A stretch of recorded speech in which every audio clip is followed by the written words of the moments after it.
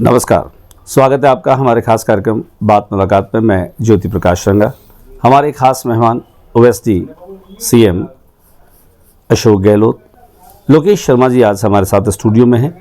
बातचीत करेंगे हम, चूँकि सरकार के 4 साल पूरे हो गए हैं और 4 साल पूरे होने के बाद में अंतिम बजट भी हम कहें सरकार ने पेश कर दिया है। बजट में बहुत सारी बातें लोक कल्याण के लिए हैं। सरकार की जो फ्लैगशिप योजनाएं हैं, जो पहले वादे किए गए थे, उनके क्रियान्वयन से लेकर के अब जो नई बातें आई हैं उनको लेकर के बात करेंगे। खास बात करेंगे हम जिस बात को लेकर के मुख्यमंत्री अशोक गहलोत ने ऐलान कर दिया है कि केंद्र सरकार से किसी भी रूप में संघर्ष करना पड़े करेंगे, वो है ओएसडी यानी पुरानी पेंशन स्कीम। लोकेश जी, स्वागत है आपका। चूँकि सारी जो योजनाएं हैं उनसे आपका गहरा जुड़ाव रहता है। इस बार का जो बजट है, इस बजट से पहले भी शोर था, चर्चाएं थी, लोगों की उम्मीदें बंधी थी और कहीं कहीं वो उम्मीदों के अनुकूल आया भी, जिनमें मैं बात करूंगा कि उज्ज्वला योजना की जो महिलाएं हैं उनको 500 रुपये में सिलेंडर देने की बात हो, बिजली फ्री करने की बात थी, लेकिन 100 यूनिट बिजली फ्री होना भी एक गरीब आदमी के लिए शून्य के बराबर बिजली का बिल हो गया। चिरंजीवी योजना जो थी उसे लेकर के बड़ी बात हुई, जब 25 लाख रुपए तक का इलाज जो है वो एक सामान्य और गरीब आदमी का।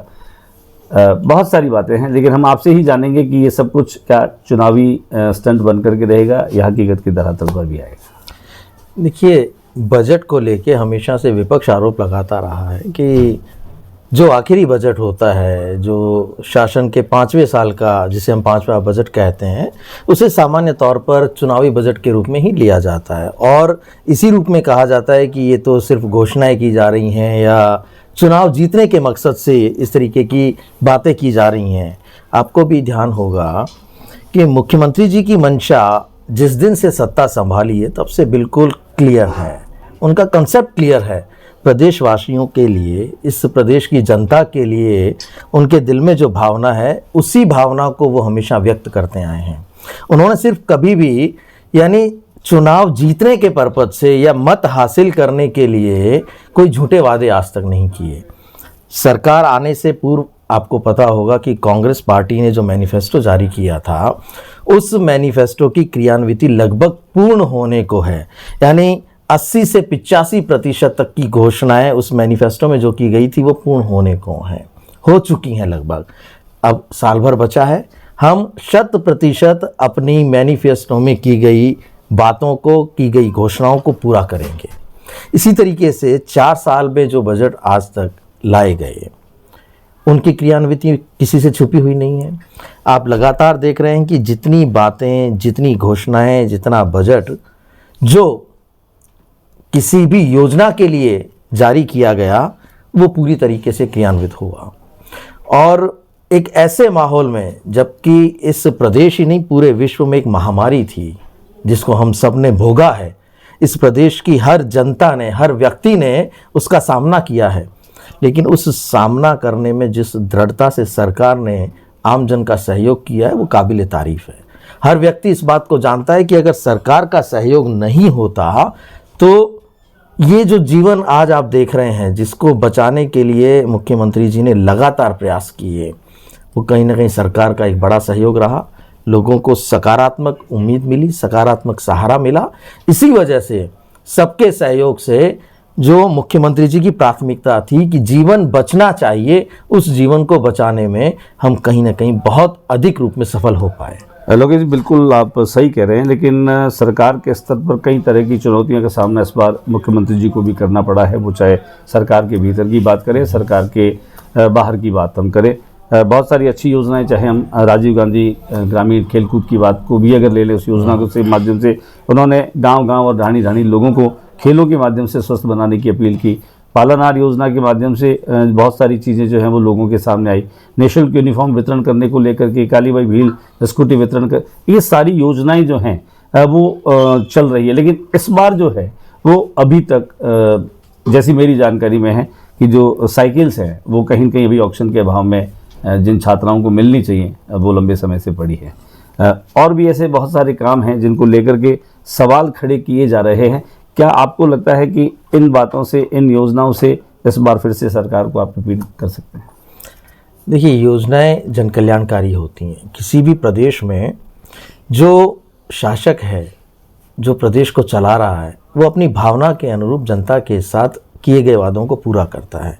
और माननीय मुख्यमंत्री जी जिस संवेदनशीलता के साथ उस भावना को व्यक्त करते हैं उसको पूर्ण करने की क्षमता भी रखते हैं और उसी तरीके से उसी दिशा में आगे भी बढ़ रहे हैं। आपने देखा होगा कि उनका जो सपना है, निरोगी राजस्थान के रूप में उन्होंने एक सपना देखा और उनकी सोच है कि प्रदेश का हर व्यक्ति निरोगी रहे, क्योंकि हमने आज तक शास्त्रों में भी जाना है कि पहला सुख निरोगी काया। अगर काया निरोगी है तो हम बाकी सब काम करने में सक्षम होते हैं। तो उसी भावना से उन्होंने प्रदेश के हर व्यक्ति के लिए चिकित्सा के क्षेत्र में जो क्रांतिकारी सुविधाएं देने का काम किया है, यानी कोई भी व्यक्ति पैसों के अभाव में चिकित्सा के लिए मोहताज ना हो, ऐसी व्यवस्था उन्होंने कर दी है। गरीब से गरीब व्यक्ति भी एक प्राइवेट हॉस्पिटल में जाके अपने लिए अच्छा इलाज हासिल कर सकता है। उसे ये सोचने की ज़रूरत नहीं है कि मेरे किसी परिचित के या मेरे स्वयं के इलाज में लाखों रुपए का जो खर्चा होगा वो कहाँ से आएगा। आज उसे ये सोचने की आवश्यकता नहीं है कि मुझे मेरा घर गिरवी रखना पड़ेगा, मेरे गहने गिरवी रखने पड़ेंगे या कुछ बेचना पड़ेगा। ऐसी व्यवस्था इस प्रदेश के मुख्यमंत्री जी ने की है कि चाहे 10 लाख रुपए खर्च हों, 15 लाख रुपए खर्च हों, अब तो सीमा बढ़ाकर 25 लाख तक कर दी गई है। और मुझे नहीं लगता कि कोई भी व्यक्ति जिसको गंभीर से गंभीर बीमारी हो उसके लिए ये 25 लाख भी कम पड़ेंगे। उसके बाद भी आपको ये जानकर आश्चर्य होगा कि ऑर्गन ट्रांसप्लांट, एक ऐसा शरीर में अगर किसी व्यक्ति का कोई अंग काम करना बंद कर देता है तो उसके प्रत्यारोपण में बहुत भारी खर्चा आता है, उस खर्चे तक को भी निःशुल्क किया हुआ है। यानी चिकित्सा को लेकर कोई भी आम व्यक्ति किसी तरह से परेशान ना हो, इसकी व्यवस्था कर दी है। तो देखिए, प्रदेश के विकास में या प्रदेश के एक आम व्यक्ति को सबसे आवश्यक क्या होता है? चिकित्सा और शिक्षा दोनों ही पूर्ण रूप से निःशुल्क कर दिए गए हैं।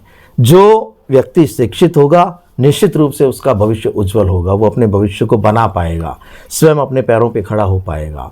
शिक्षा निःशुल्क कर दी, उसी तरीके से चिकित्सा में कहीं कोई पैसा नहीं। तो जब हम काम कर रहे हैं, ऐसी ऐसी योजनाएं लेकर आ रहे हैं जिससे कि प्रदेश के हर उस व्यक्ति को लाभ मिले, वो उसका पात्र है, तो क्यों ना हम उन योजनाओं की जानकारी और उनका प्रचार प्रसार भी करें। तो हमारी योजनाएं और हमारे कामकाज को अगर हम जनता के बीच लेकर जाते हैं तो इसका ये मतलब थोड़ी है कि हमने सिर्फ चुनाव जीतने के लिए उनको किया है। हमने काम किया, काम करने के बाद हम उसका प्रचार करेंगे, प्रसार करेंगे, ताकि आम व्यक्ति को ये महसूस तो हो कि इस संवेदनशील सरकार ने, प्रदेश के इस मुखिया ने उनके लिए किया क्या क्या है। एक बड़ा काम और किया लोकेश जी, वो भी आप कह सकते थे, इंदिरा रसोई योजना के बारे में। वो तो आप सब लगातार देख ही रहे हैं कि हर वर्ग के लिए, चाहे वो देखिए स्टूडेंट हो, छात्र हो कहीं का, या आजकल हम कहते हैं कि जो नौकरी पेशा व्यक्ति हैं उनके लिए सबसे बड़ा चैलेंज होता है कि वो किसी दूसरे शहर में जाते हैं तो खाने की व्यवस्था कैसे करें। इतना शुद्ध और पौष्टिक भोजन मात्र 8 रुपए में जब इंदिरा रसोई में मिल रहा है तो मुझे लगता है कि हर उस व्यक्ति की वो परेशानी तो हल हो गई है जिसके लिए वो सोचता है कि मैं अगर किसी दूसरे शहर में गया या अपने शहर में भी कामकाज की तलाश में मैं घूमा तो मैं खाना कहाँ खाऊंगा।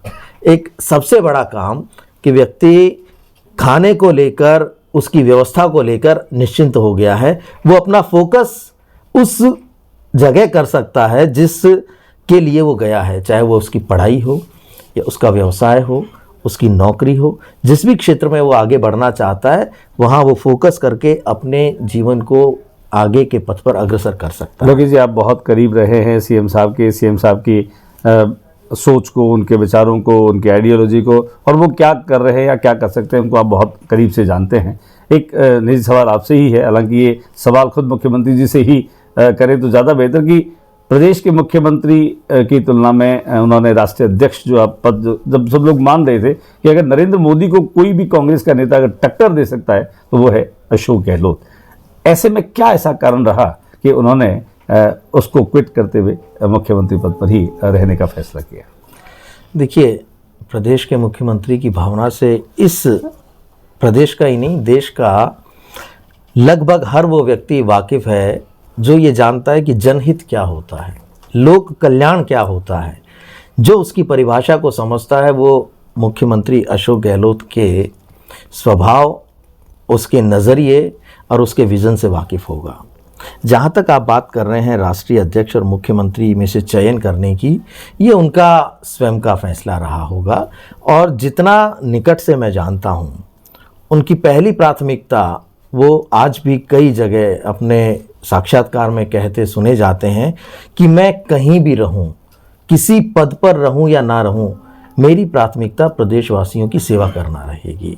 तो जो व्यक्ति अपने प्रदेश को लेकर, अपने प्रदेशवासियों को लेकर इतना ज़्यादा चिंतित रहता है, इतना सोचता है, मुझे लगता है अब पद तो उनके लिए बहुत छोटी चीज़ हो गई है। तो इसलिए उतने बड़े पद के लिए उन्होंने क्यों इनकार किया होगा या क्या कारण रहे होंगे, इसका जवाब बहुत अच्छे तरीके से तो शायद वही दे पाएंगे। लेकिन क्योंकि मैं काफ़ी लंबे समय से साथ हूँ और इन चीज़ों को थोड़ा नज़दीक से मैं देख पाता हूँ, तो मुझे लगता है कि प्रदेश के प्रति समर्पण की और काम करने की जो उनकी भावना रही है, वो अपने प्रदेशवासियों से किसी भी रूप में ज़्यादा लंबे समय तक दूर रहने के लिए नहीं जाना चाहते होंगे। बहुत सारे सवाल हैं, हम बहुत सारे सवाल कर भी सकते हैं, लेकिन हम इस बात से वाकिफ़ हैं कि वो गांधीवादी आइडियोलॉजी के आदमी, और वो एक तरह से गांधी को फॉलो करते हैं। गांधी को फॉलो करने के नाते ही उन्होंने प्रदेश में शांति और अहिंसा विभाग की भी स्थापना कर दी, जो पूरे देश में एकमात्र ऐसा राज्य है जहां पर उन्होंने शांति और अहिंसा विभाग की स्थापना की। फिलहाल एक घोषणा हुई जिनमें उनके जो डायरेक्टर मनीष शर्मा है वो यहाँ पर आए, उन्होंने बोला कि करीब 50,000 पद जो हैं वो महात्मा गांधी प्रेरकों के वो निकाल रहे हैं। इसमें एक बड़ी बात जो लगी मुझे, लोकेश जी, चूँकि मैं लोगों से मिलता रहता हूँ, गांधी को समझने वाले, गांधी को जानने वाले, गांधी की आइडियोलॉजी के साथ ऐसे 50,000 प्रेरकों को ढूंढ पाना या उनको ट्रेंड कर पाना कितना मुश्किल होगा? देखिए, संख्या पे मैं नहीं जाना चाहूँगा, मैं जाना चाहूँगा गांधी के विचारों पर। गांधी जी के विचारों को जितना आत्मसात करके हम उनको प्रचारित और प्रसारित करें और जितना उसे जीवन में उतारें, मुझे लगता है उसका फ़ायदा हर उस व्यक्ति को होगा जो शांति से अपना जीवन व्यतीत करना चाहता है, जो अपने जीवन को उन्नति के पथ पर अग्रसर करना चाहता है। उसके लिए गांधी से बड़ा कोई उदाहरण नहीं हो सकता। एक ऐसा व्यक्ति जिसने शरीर पे वस्त्र तक धारण नहीं किए हों, उसने इस देश में वो अलख जगा दी जो शायद कोई दूसरा नहीं जगा पाया था। तो उनके व्यक्तित्व से प्रेरणा लेकर, उनके पद चिन्हों पर चलकर अगर कोई आगे बढ़ना चाहता है और उसके लिए शांति अहिंसा विभाग कोई कार्य कर रहा है, या वो ये चाहता है कि हम ऐसे जो नौजवान हैं उनको गांधीवादी विचारधारा से प्रेरित कर और उनको इस तरह से ट्रेन करें कि वो भी आगे समाज में जाकर इस विचारधारा को आगे बढ़ाएं। यही था कि बेरोजगारी की बाढ़ इस तरह की है लोकेश जी कि खास तौर से सरकार के जो अंग होते हैं, सरकार से जुड़े लोग होते हैं, सिफारिशों के तौर पर जब हम महात्मा गांधी प्रेरकों की भर्ती भी बात करेंगे तो फिर उनमें 4 इनके यूं करके और वो 50,000 का कोरम पूरा कर दे। फिर हमारा जो ऑब्जेक्ट है या हमारा जो मिशन है वो इस वजह से अधूरा न रह जाए जिस ऑब्जेक्ट और जिस मंशा के साथ मुख्यमंत्री जी इस विभाग का गठन नहीं, देखिए, मंशा पर तो कहीं किसी तरह का सवाल उठ ही नहीं सकता। एग्जीक्यूशन की बात कर रहा हूँ। और जिस ऑब्जेक्ट की हम बात कर रहे हैं कि उनके विचारों को फॉलो करने वाले, तो समय भले ही लगेगा, ज़रूरी नहीं है कि जिस तरह की संख्या की घोषणा की गई है वो तुरंत मिल जाए। ठीक है, उन लोगों को जो सबसे पहले तो जो शांति में विश्वास रखते हैं, जो अहिंसा में विश्वास रखते हैं, गांधी तो अपने आप में एक विचार है। ठीक है, ऐसे लोगों को चिन्हित करना जिनकी जो पढ़ाई लिखाई है, जिनका स्वभाव शांत है, जो अहिंसा में विश्वास रखते हैं, ऐसे लोगों का चयन करने के बाद उनको उस विचारधारा से जोड़ते हुए उन्हें आगे बढ़ाने के लिए ट्रेन करना और फिर उन्हें इस बात का प्रशिक्षण देना कि आपको समाज में कैसे इस विचारधारा को आगे बढ़ाना है, उसमें लंबा समय लगेगा। लेकिन ये एक योजना गेम चेंजर हो सकती है। ये एक सतत प्रक्रिया होगी कि ऐसे लोगों का चयन किया जाए और उन्हें समाज के भले के लिए गांधी के विचारों के साथ आगे बढ़ाने का प्रयास किया जाए। जहाँ तक गेम चेंजर की बात है, हम इसे राजनीति से नहीं जोड़ना चाहते। इनका चयन होना या इनको समाज में गांधीवादी विचारधारा के प्रचार प्रसार के लिए आगे बढ़ाना कोई चुनाव जीतने का मकसद नहीं है। इसका सीधा सा उद्देश्य, जैसे आपने स्वयं ने कहा, कि देश भर में सिर्फ एकमात्र राज्य ऐसा है जिसमें शांति और अहिंसा निदेशालय की स्थापना हुई है, विभाग बन गया है। तो इतनी बड़ी सोच के साथ काम करने वाले मुख्यमंत्री जी, मुझे नहीं लगता कि ऐसे इस प्रोग्राम के लिए कहीं कोई चुनावी फायदे का सोच रहे हैं। ये तो लोगों के विचार हो सकते हैं, विपक्ष के विचार हो सकते हैं कि इनका उपयोग उस तरीके से लिया जाएगा।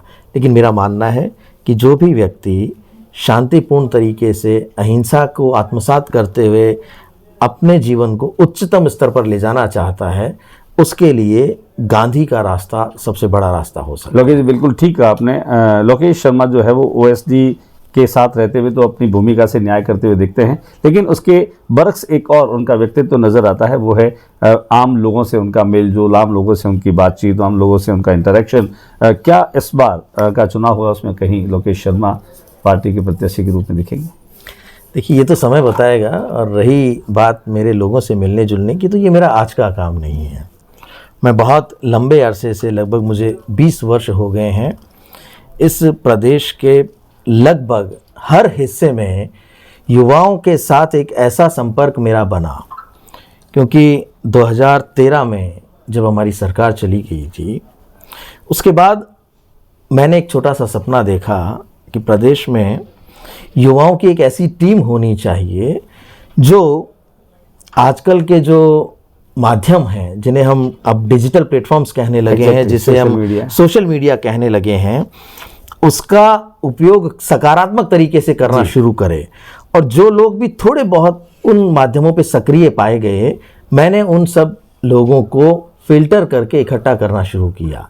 और प्रदेश के हर कोने से, चाहे वो जैसलमेर हो, बीकानेर हो, जोधपुर हो, कोटा हो, सवाई माधोपुर हो, हनुमानगढ़ हो, गंगानगर हो, यानी तमाम ऐसे ज़िले जहाँ पर भी कोई व्यक्ति मुझे उन प्लेटफॉर्म्स पर सक्रिय नज़र आया, मैंने उनको संपर्क किया। संपर्क करने के बाद उनके साथ जैसे जैसे मैं आगे बढ़ा, उन्हें हमारे मुख्यमंत्री जी की भावना, हमारी जो सरकार रही उसने जो काम किए उनके बारे में अवगत कराया। और साथ में ये कहा कि जब इन प्लेटफॉर्म्स पर व्यक्ति अपनी फ़ोटो डालकर खुश होता है, यानी जब वो अपने परिवारजनों का या अपनी खुद की एक्टिविटीज़ को डाल के ये देखता है कि इस पर कितने लोगों के किस किस तरह के रिएक्शंस आए या कमेंट आए, और उनको देखने के बाद वो खुश होता है, उसे लगता है कि मेरी बात को देखने वाले या सुनने वाले 50 लोग थे, 100 लोग हो गए। तो ऐसे प्लेटफॉर्म्स का अगर सकारात्मक तरीके से सरकार ने जो काम किए, हमारी सरकार ने, उनकी तुलना अब जो वर्तमान चल रही है सरकार, उससे करते हुए आगे बढ़ा जाए, तो निस्संदेह है इसका एक क्रांतिकारी परिवर्तन हो सकता है। इस प्लेटफॉर्म पर भी आपको नहीं लगता क्या कि ये जो है वो कहीं दिए और तूफान की लड़ाई है? एक बड़ा नेटवर्क, एक बड़े संसाधन, एक बड़ी, देखिए उन्होंने तो इसे कमर्शियली यूज़ करना शुरू कर दिया था, और हमने हमारी विचारधारा वाले लोगों को इकट्ठा करना शुरू किया और उनको धीरे धीरे प्रशिक्षित करना शुरू किया कि इन प्लेटफॉर्म्स पे अगर हम सक्रिय रूप में नहीं आए तो हमारी विचारधारा को आगे बढ़ने में मुश्किलें होंगी। क्योंकि अब ये प्लेटफॉर्म्स इतना बड़ा रूप धारण कर चुके हैं, यहाँ बल्क में ऑडियंस हैं जो बातों को सुनती हैं, समझती हैं, और कई ऐसे लोग हैं जो यहाँ पर भ्रांतियाँ फैलाने का काम करते हैं। आपको तो इस बात की जानकारी होगी कि प्रदेश में विपक्ष के तमाम बड़े बड़े वो चेहरे, चाहे विपक्ष के प्रदेश अध्यक्ष हों या जिनके बारे में आप लगातार जानते हैं, गजेंद्र सिंह शेखावत जी, जिन्होंने, आपको पता होगा, मेरे ऊपर एक FIR तक दर्ज करवा रखी है, वो हों, और भारतीय जनता पार्टी के तमाम वो लोग जो इन प्लेटफॉर्म्स का उपयोग करते हैं, उन्होंने कई बार प्रदेश के मुखिया की और प्रदेश सरकार की छवि को धूमिल करने का कुत्सित प्रयास किया। लेकिन हर बार हमने और हमारे साथियों ने उनके फैलाए हुए भ्रम का तथ्यात्मक तरीके से जवाब दिया, सच के साथ जवाब दिया। उस जवाब का उनके पास जवाब होना संभव ही नहीं था, तो जब जब भी उन्होंने प्रयास किए उनको अपने मुंह की खानी पड़ी। ये तो और ऐसी चोट उन्हें लगी कि वो अपने ही लोगों के बीच में उनके लिए प्रश्न चिन्ह खड़ा हो गया कि आपने ऐसा क्यों किया बिना जानकारी के। उन्होंने कभी ये सोचा भी नहीं होगा कि राजस्थान में एक व्यक्ति और उनके साथ जुड़े हुए लोगों की टीम इस तरीके से उनके ऊपर हमलावर हो सकती है कि उनको अपने लिखे हुए शब्द वापस लेने पड़ेंगे या मिटाने पड़ेंगे। लेकिन आज हमने वो स्थिति उत्पन्न कर दी है। कुल मिलाकर के आपकी दूरदर्शिता रही कि डिजिटल प्लेटफॉर्म पर आपने पूरे राजस्थान में एक शानदार तरीके से काम किया। और खैर, हम इसी प्रश्न पर आते अभी विपक्ष को लेकर के भी और प्रदेश की जनता को लेकर के, चूँकि होली का त्यौहार बहुत करीब है और लोकेश जी का हमने समय लिया। बीकानेर में होली की अपनी एक अलग तरह की रंगत होती है। इससे पहले की होली की शुभकामनाएं हमारे विनय एक्सप्रेस के माध्यम से आप तमाम दर्शकों को दें। विपक्ष को लेकर के आप क्या कहें? देखिए, विपक्ष के बारे में तो क्या कहना है। विपक्ष को जिस तरह से वो काम कर रहा है, जिस तरीके से अभी उसकी हालत है, विपक्ष की प्रदेश में भी कोई भूमिका ही नहीं बची है। देखिए, विपक्ष, हम भी ये बार बार कहते हैं, आपको ध्यान होगा कि स्वयं प्रधानमंत्री जी ने एक भाषण में कहा कि आलोचना और आरोप में अंतर होता है। ठीक है, विपक्ष का काम होता है आलोचना करना, सकारात्मक तरीके से आलोचना करना, और आलोचना के लिए तर्क की आवश्यकता होती है, आरोप के लिए तर्क नहीं आवश्यक होता है। आरोप किसी पे भी लगाया जा सकता है, मेरे ऊपर लगा सकते हैं, इन पे लगा सकते हैं, आप पे भी स्वयं पे आरोप लगाया जा सकता है। तो विपक्ष ने आज तक सिर्फ आरोप लगाने का काम किया है। उनके पास आलोचना करने का तो किसी को भी अधिकार भी नहीं है, क्योंकि किसी भी हमारे काम पर अगर सवाल करने की उनके अंदर क्षमता हो तो तथ्य लेकर आएं, सत्य लेकर आएं, तब हमसे सवाल करें, हम हर सवाल का जवाब देंगे।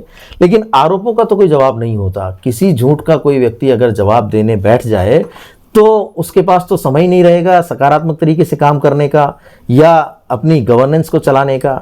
इसलिए हम आरोपों पर नहीं जाते हैं, आरोप लगाते रहें, और विपक्ष ने आज तक यही काम किया है। अगर सकारात्मक तरीके से हमारी आलोचना की जाती तो हम निश्चित रूप पर आलोचनाओं पर ध्यान देते और उनमें सुधार का प्रयास करते। आलोचना इसीलिए तो होती है कि आप कुछ गलत कर रहे हैं और उस गलत की हमें जानकारी दे रहे हैं, तो निसंदेह हम उसमें इम्प्रूवमेंट करेंगे, उसमें सुधार करेंगे। लेकिन आरोपों का कोई जवाब नहीं होता। बहुत सारी बातें रही, बहुत सारे सवालों का जवाब आपने बहुत शानदार तरीके से दिया। क्योंकि होली का ये माहौल है, हम शुभकामना दें कि अब ये इलेक्शन ईयर है, सरकार ने इस बजट में जो घोषणाएं करी हैं वो जल्दी से जल्दी जनता तक पहुंचे, जनता को इसका लाभ भी मिले। और आप भी जानते हैं कि ये काम आपके लिए और अधिक चुनौतियों से भरा हुआ है। फिलहाल होली जो रंगों का पर्व है, जीवन में खुशियों के रंग सबके बिखरते रहे। आपको भी बहुत बहुत शुभकामनाएं, और आपको जो हमारे दर्शक देख रहे हैं उनके लिए भी आप अपनी शुभकामनाएं पेश करें।